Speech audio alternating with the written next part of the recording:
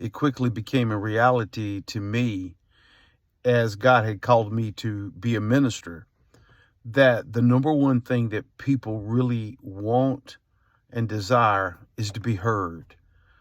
And friend, that is a gigantic, enormous task in this day, with everything around us clamoring for our attention, and everything from ads to media, uh, children, people, friends, and family. Sometimes it's just hard to have somebody to listen to you. But if you're going to desire to help anyone as a child of God, and we all should want to do that as children of God, you've got to learn to listen. Now, when you listen to people, you're going to hear some things you probably don't want to hear. You're going to hear complaints. Is it a legitimate complaint, or are they just whining? But try, if you can, to go past the verbiage and the voice and try to listen to a person's heart. One of the greatest pastors that I ever had was a man named Claude Ayers.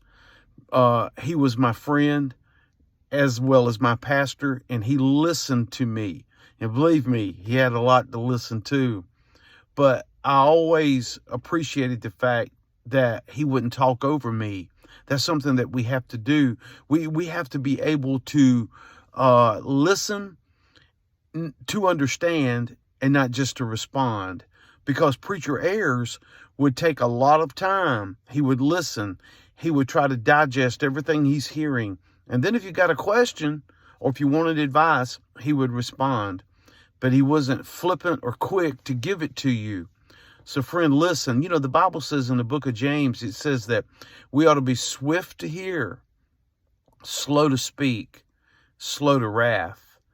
That is good advice. My grandpa Crocker, my granddaddy Crocker, told me that you got two ears and one mouth.